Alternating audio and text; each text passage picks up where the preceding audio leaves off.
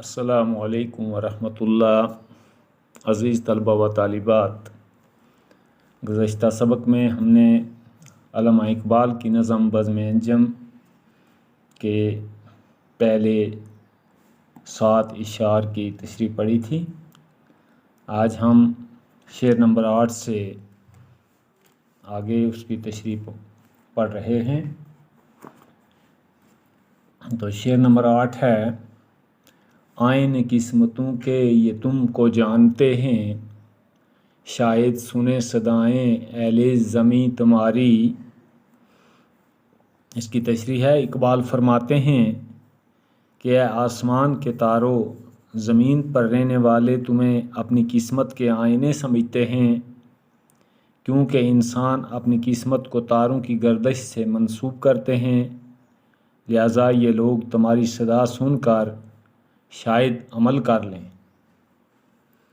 شعر نمبر 9 ہے: رخصت ہوئی خاموشی تاروں بری فضا سے، وسعت تھی آسماں کی معمور اس نوا سے۔ تو اقبال فرماتے ہیں کہ فرشتے کی آواز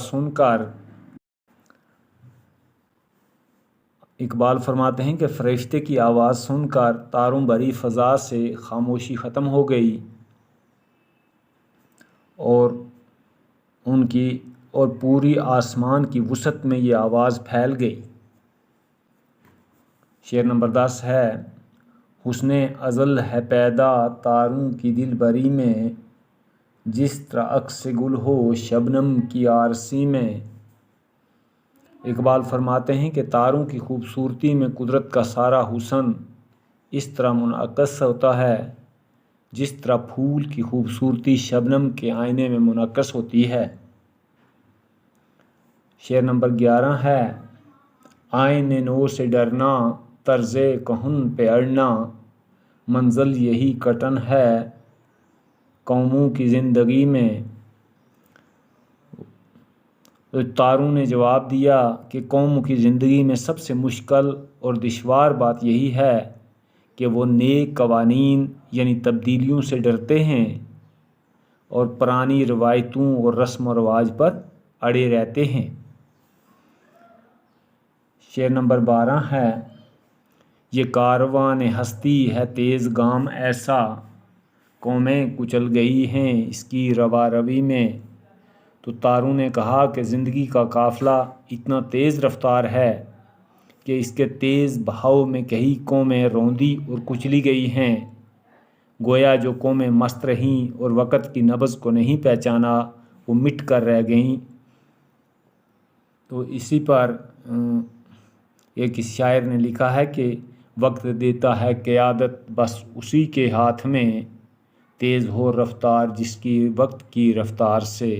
تو جس آدمی نے وقت کی قدر نہیں کی گویا وہ اپنی زندگی کھو بیٹھا، اور وقت جو ہے وہ کسی کی انتظار نہیں کرتا ہے۔ تو اس طرح جو انسان وقت کی قدر نہ کرے، اس کاروان کے ساتھ نہ چلے، زندگی دنیا کے کاروان کے ساتھ نہ چل سکے، تو وہ آدمی پچھڑ کر پیچھے رہ جاتا ہے۔ شعر نمبر 13 ہے: آنکھوں سے ہیں ہماری غائب ہزاروں انجم، داخل ہیں لیکن وہ بھی اپنی برادری میں۔ تو شاعر فرماتے ہیں کہ ہزاروں تارے ایسے ہیں جنہیں ہماری آنکھیں نہیں دیکھ سکتی، لیکن وہ بھی تاروں کی برادری میں شامل ہیں۔ اور شعر نمبر 14 ہے: ایک عمر میں نہ سمجھے اس کو زمین والے، جو بات پا گئے ہم تھوڑی سی زندگی میں۔ تو تاروں نے کہا کہ جو بات اور زندگی کا راز ہم نے ایک اشارے میں سمجھ لیا ہے، اہل زمیں یعنی انسان ساری عمر میں اس راز کو نہیں سمجھ سکا۔ شعر نمبر 15 ہے: ہیں جذب باہمی سے قائم نظام سارے، پوشیدہ ہے یہ نکتہ تاروں کی زندگی میں۔ تو علامہ اقبال فرماتے ہیں کہ تاروں نے مزید کہا کہ دنیا کے سارے نظام آپسی کشش اور توازن سے قائم و دائم ہیں، یہ راز تاروں کی زندگی میں چھپا ہوا ہے، گویا تاروں کی زندگی سے ہمیں آپسی اتحاد اور اتفاق کا سبق سیکھنا چاہیے۔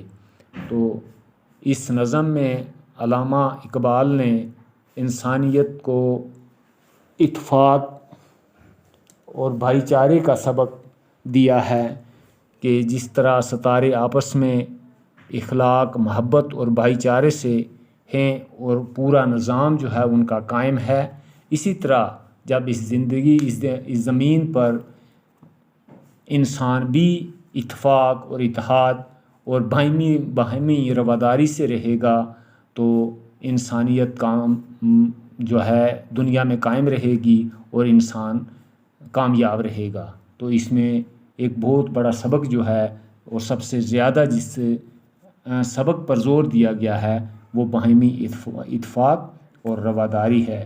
تو یہ ہماری آج علامہ اقبال کی نظم جو ہے وہ مکمل ہو گئی۔ والسلام، خدا حافظ۔